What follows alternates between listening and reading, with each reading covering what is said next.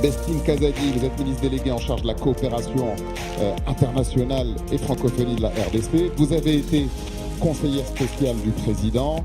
Vous êtes avocate, autrice, militante pour la gouvernance inclusive. Et on le verra peut-être à la fin, une sportive accomplie, puisque la politique, comme chacun sait, est un sport de combat.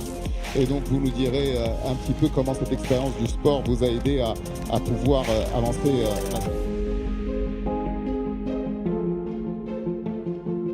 Très bien. Madame la ministre, je me tourne vers vous parce que votre pays, évidemment, est le plus vaste d'Afrique. Il est au cœur de la formidable bataille des volontés mondiales. Il a les plus grandes réserves au monde de terres rares, de minerais. Et donc, il y a évidemment beaucoup de convoitises, beaucoup d'enjeux autour de la RDC. Il est évidemment au cœur de l'actualité, mais vous n'êtes pas la ministre des Affaires étrangères, peut-être un jour. On la laissera s'exprimer sur le processus qui a été lancé. Mais vous avez un point de vue certainement singulier sur l'évolution de l'économie mondiale. Quel est votre constat de l'évolution des choses et l'impact que ça a sur le continent et notamment sur le plus grand pays d'Afrique? D'abord, bonjour mesdames, messieurs. On a affaire à un monde en mutation et l'émergence d'un nouvel ordre mondial qui met fin à la domination du monde unipolaire. Donc le monde se décentre sur l'axe transatlantique. Je pense que ça permet à l'Afrique de redéfinir ses relations internationales dans le monde et de prendre une place d'acteur de son développement plutôt que de spectateur. Alors c'est vrai qu'on a une Europe qui est en perte de position, en perte d'influence, mais qui a quand même ce besoin de se réaffirmer, de se repositionner.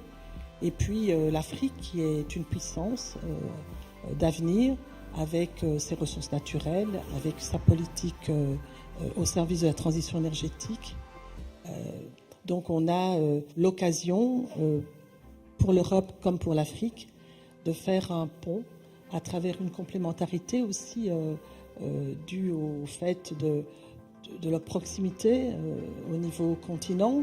C'est quand même peut-être une réponse à la pression de la migration. C'est également une réponse que l'Europe devrait plus investir dans une Afrique forte, une Afrique puissante, pour investir dans sa résilience à elle. Je pense que si l'Europe ne s'engage pas aujourd'hui, elle va être en perte de vitesse face à de nouveaux partenariats. Notamment dans mon pays, nous constituons maintenant des partenariats plus stratégiques avec une montée en puissance de certains pays comme la Chine, l'Inde, la Turquie, la Russie, sur des partenariats où il y a moins de conditionnalité politique, où c'est présenté comme des contrats gagnant-gagnant. Donc je crois que l'Europe doit réinventer un narratif différent, être moins centrée sur ses besoins stratégiques, être plus dans les investissements directs industriels et avoir peut-être un narratif différent, moins colonialiste, moins paternaliste, mais plutôt centré sur également le co-développement industriel partagé. Donc selon vous, Madame la Ministre, le plan Marshall de 40 milliards d'euros annoncé par l'Europe en 2023 n'a pas créé l'électrochoc, notamment en matière d'infrastructures, de financement en Afrique? La Chine répond avec 57 milliards de dollars pour l'Afrique. Donc vous voyez un peu la différence.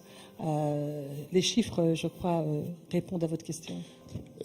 Madame la Ministre, je me tourne à nouveau vers vous. Alors, la RDC, on l'a dit, est aux confluences de plein d'intérêts géopolitiques, mais vous avez un plan et vous avez un certain nombre d'atouts que vous vouliez partager, et notamment ce fameux triptyque vertueux entre les infrastructures, la décarbonation et l'exploitation des minerais dont parlait Madame la Ministre Ben Ali.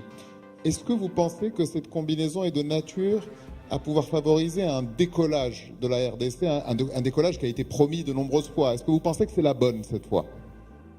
Alors, le président de la République démocratique du Congo, son Excellence Félix Tshisekedi, aime bien de présenter la République démocratique du Congo comme un pays solution.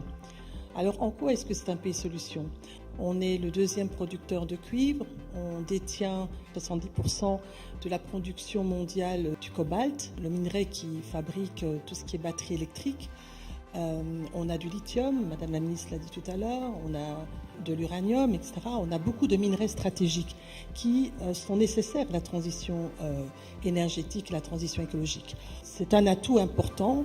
C'est aussi pour nous l'occasion ou une opportunité de pouvoir utiliser ces ressources minerais pour attirer des investisseurs, des partenaires importants, stratégiques. Et en contrepartie, et là peut-être que l'Europe joue un rôle important, nous permettre de transformer nos économies, les diversifier et avoir ce que le président aime bien dire, la revanche du sol sur le sous-sol. Notamment, on a 80 millions d'hectares de terres arables, donc la création de zones économiques spécialisées, c'est aussi un atout important. Vous parlez de décarbonisation, nous sommes le deuxième poumon du monde, avec 60% du territoire du bassin du Congo en RDC.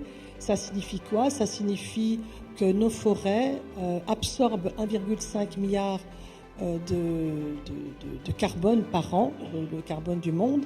Nous avons également des tourbières qui sont un stock naturel d'absorption de plus ou moins 30 000 gigatonnes de dioxyde de carbone d'un stock naturel. Nous avons également dans le bassin du Congo de l'eau douce qui constitue 10 à 12% de l'eau douce du monde et qui représente 52% d'eau douce d'Afrique. Donc c'est aussi, l'eau est importante pour la transition énergétique.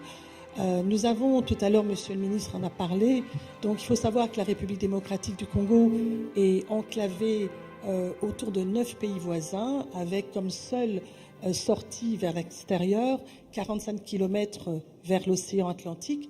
Donc il est important pour nous de créer de l'interconnectivité et à travers justement des corridors économiques. Monsieur le ministre a parlé du corridor de Lobito, qui est un corridor qui va nous permettre de pouvoir faire circuler nos minerais vers l'Afrique australe.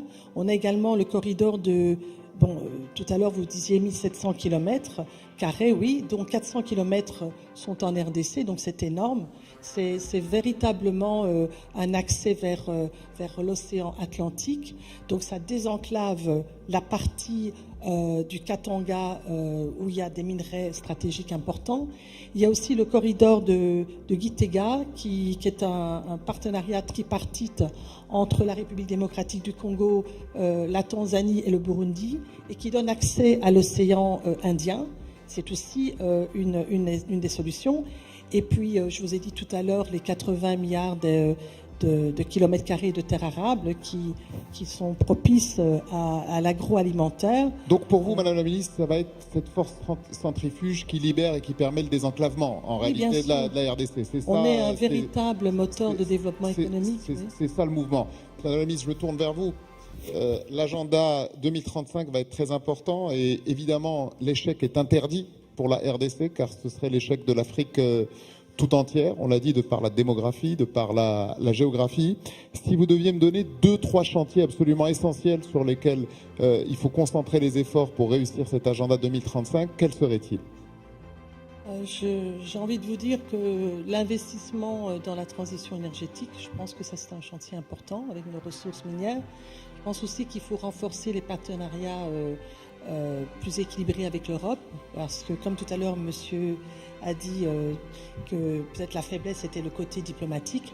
Je pense qu'on a un levier humain très important qui est ce que j'appelle le soft power citoyen entre nos jeunesses européennes et africaines. Je pense que le levier humain est très important, surtout chez nous. Sur les 100 millions d'habitants, nous avons plus de 65% de la population à moins de 30 ans. Également, peut-être utiliser la francophonie comme un trait d'union, de rassemblement, parce que la francophonie, c'est quand même 98 pays étendus sur 5 continents, donc c'est une force importante, puisqu'on est en train de parler du pont entre l'Afrique et l'Europe.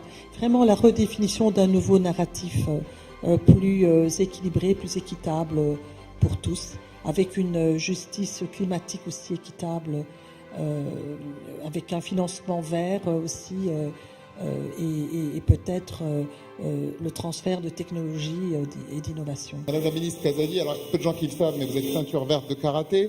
Qu'est-ce que vous trouvez dans le sport de combat que vous arrivez à transposer dans votre vie politique et dans votre combat pour la RDC?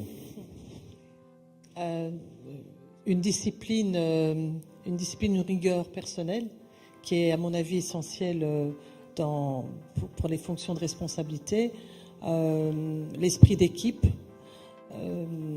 peut-être aussi la maîtrise des émotions qui me paraît utile pour la prise de décision, et peut-être aussi ce besoin de toujours se dépasser, d'aller toujours plus loin, d'être optimiste, d'être gagnant, enfin d'aimer la victoire, d'aimer les choses bien faites. Merci Madame la ministre.